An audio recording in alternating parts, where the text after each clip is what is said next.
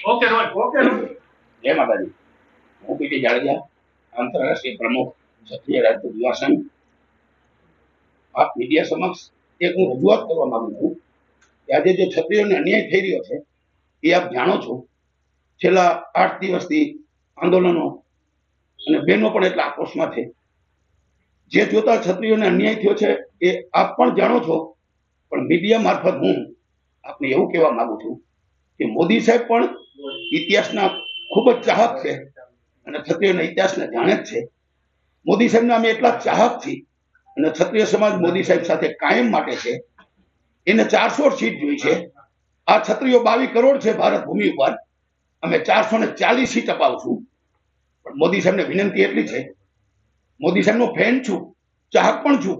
જેમ રાજા રજવાડાઓ રાજ ચલાવતા હતા એ મોદી સાહેબ અત્યારે જે દેશ ચલાવે છે એની કલ્પના ન કરી શકાય. એ પણ આપ જાણો છો. તો મોદી સાહેબ એટલે ભાજપ કે ભાજપ એટલે મોદી સાહેબ એ પણ આપ જાણો છો. એટલે કે રામના નામે પથરા તરી જાય, અત્યારે પાણો મૂકી દો ને તો પણ ચૂંટાઈ જાય એવું મોદી સાહેબનું નામ છે. તો મહાન વીર પુરુષ અને આ સદીમાં બરાબર છે પેલા પીએમ એવા મેળા છે. એ પીએમ ને પ્રણામ કરું છું, વંદન કરું છું. સાથે સાથે એને સંદેશો તમારા મારફત પહોંચાડો અને એમને કહો કે ક્ષત્રિયની જે વાચા છે સાચી છે, સત્ય છે. જે અન્યાય થઈ રહ્યો છે એ મોદી સાહેબ પણ જાણે છે. ક્ષત્રિયને છેલ્લા 20 વર્ષથી એક પણ ટિકિટ નથી મળતી લોકસભામાં. ક્ષત્રિયો ચૂપ છે. સરદારનું એવડું મોટું સ્ટેચ્યુ બનાવ્યું, એની બાજુમાં 562 રજવાડાએ જે ત્યાગ આપ્યો છે આ દેશને એક બનાવવા માટે, એ પણ મોદી સાહેબ જાણે છે. મોદી સાહેબ મારા કાર્યક્રમમાં ભુજરમોરીમાં જ્યાં 40,000 રાજપૂતો શહીદ થયા ત્યાં 2 વાર આવી ગયા છે. આનંદીબેન પટેલ પણ આવી ગયા છે, વિજયભાઈ રૂપાણી પણ આવી ગયા છે. ત્યાં 75 વીઘા પણ સરકારે શહીદ વન બનાવવા માટે જગ્યા આપી છે. અને ભુજરમોરીની અંદર જે 40,000 રાજપૂતો શહીદ થયા છે એવા તો હું તમને હજારો ઇતિહાસ આપું મહાભારતના યુદ્ધથી અત્યાર સુધી. અમે તો અભિમાન નહીં પણ સ્વાભિમાનથી કહી હતી કે અમે રામના પુત્રો છીએ, અમે કૃષ્ણના પુત્રો છીએ, અમે ચંદ્રવંશી છીએ, અમે સૂર્યવંશી છીએ, અમે અગ્નિવંશી છીએ. અને આઝાદી આપવા પછી છેલ્લે જે ક્ષત્રિયોનું યોગદાન અને બલિદાન છે આપ પણ જાણો છો. હવે પછીનું આયોજન શું, રણનીતિ શું હશે? હવે પછીની રણયુક્તિ જે છે એ ભયંકર મહાયુદ્ધ થશે. એ યુદ્ધ થશે કર્મયુદ્ધ કયો, ધર્મયુદ્ધ કયો, ક્ષત્રિયના અન્યાયનું યુદ્ધ કયો, બરાબર છે. અને ભાજપ સરકારને મોટામાં મોટું નુકસાન થશે. એટલે ગુજરાત પૂરતું સીમિત હશે કે બીજા રાજ્યોમાં? હાલ પૂરતું તો ગુજરાત પૂરતું છે, પણ રાજસ્થાન ને મહારાષ્ટ્ર ને એમપી ને યુપી સુધી અત્યારે પહોંચી ગયો છે. પણ જો જરૂર પડશે તો આ 20 કરોડ ક્ષત્રિયોનો પ્રશ્ન છે. એટલે જરૂર પડશે તો એ પણ અમે ઇન્ડિયામાં એની માહિતી આપી અને ક્ષત્રિયોને જે ટિપ્પણી રૂપાલા સાહેબે કરી છે એ ક્ષત્રિયોની કરી છે. એ 22 કરોડ 20 કરોડ ક્ષત્રિયોનો પ્રશ્ન છે. ખાલી ગુજરાતનો નથી, રાજકોટની સીટ ઉપર પણ નથી. અત્યારે ક્ષત્રિયોની એક જ માંગ છે, ભાજપના વિરોધી નથી, મોદી સાહેબના ચાહક પણ છીએ. આપને જેમ મેં કીધું એમ આટલો ક્ષત્રિયોને અન્યાય થયો છે તો પણ ક્ષત્રિય શાંત છે. રાજ્યસભાની એક ટિકિટ હમણાં 6 મહિના પહેલા કેસરીસિંહને આપી, બરાબર છે. ચૂંટણી આવતી હતી એટલે એ સિવાય આપ જોઈ શકો. એટલે પાટીદારના અમે વિરોધી નથી. મારા પોતાના પાર્ટનર 12 થી 13 પાટીદારો છે. એટલે તમે પાટીદારમાં અહીંયા તમને 10 નામ આપું, તમે કોઈ પણ પાટીદારને ઉમેદવારને તમે રાખો, તમે દલિતને રાખો, દેવી પૂજકને રાખો, અન્ય કોઈ પણ સમાજને રાખો, અને ક્ષત્રિયોને રાખવો હોય તો હું તમને 10 નામ એવા આપું જે અપક્ષમાં ચૂંટાઈ શકે એવા.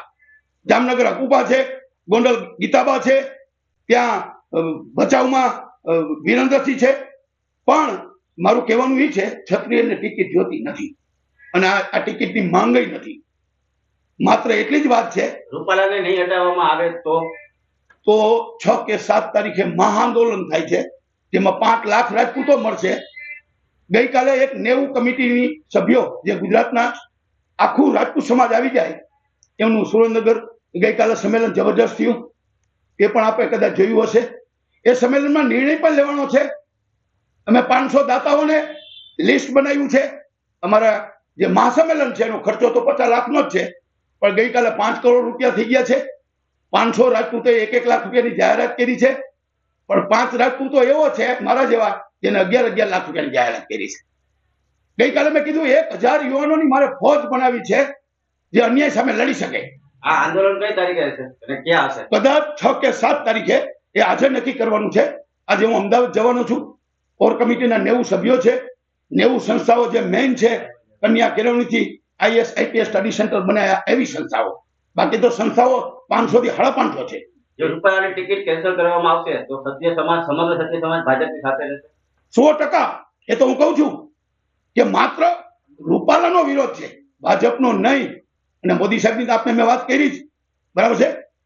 આજ પણ હું નહીં, ક્ષત્રિય સમાજ પણ મોદી સાહેબને એટલા ચાહક છે, કારણ કે એ મોદી સાહેબ જે ઇતિહાસના એ જાણકાર છે અને મારા આટલા કાર્યક્રમમાં આવેલા પણ છે. એટલે મારે તો દિલ્હી અત્યારે પહોંચી શકવું એમ નથી, છતાં હું કાલ વિચારું છું કે હું મોદી સાહેબ પાસે જાઉં અને મોદી સાહેબને વિનંતી કરું કે મોદી સાહેબ આ ક્ષત્રિયોને અન્યાય થયો છે, ખોટો છે કે સાચો છે, એની સમક્ષ મૂકવું. પણ કદાચ આજે પરિણામ આવી જાય એવું પણ મને લાગે છે, બરાબર છે. રૂપાલા સાહેબને તેડું આવ્યું છે, મુખ્યમંત્રી સાહેબને તેડું આવ્યું છે, પાટીલ સાહેબને તેડું આવ્યું છે. હું કોઈનો વિરોધ નથી કરતો, માત્ર અત્યારે ક્ષત્રિય સમાજનો જે રોષ છે એ રોષ હું વ્યક્ત કરું છું. 6-7 તારીખ આંદોલનની જે વાત આવે છે, મહાસંમેલનની, ક્યાં યોજાય એવી શક્યતા? મુખ્ય બિંદુ તો રાજકોટ જ છે, તો શું છે, રાજકોટમાં જ યોજાશે કે? રાજકોટમાં જ. જો રાજકોટમાં રેસકોર્સ કે શાસ્ત્રી મેદાન મળવાનું નથી આચારસંહિતાના હિસાબે, એટલે જગ્યા પણ અમે નક્કી કરી લીધી છે જામનગર રોડ ઉપર, પણ હજી ફાઇનલ નથી થયું. એની પરમિશન લેવાની છે. પણ 5 લાખ માણસની વ્યવસ્થા થાય એટલે જગ્યા પણ મોટી જોઈએ. 5 લાખ માણસ મહાસંમેલન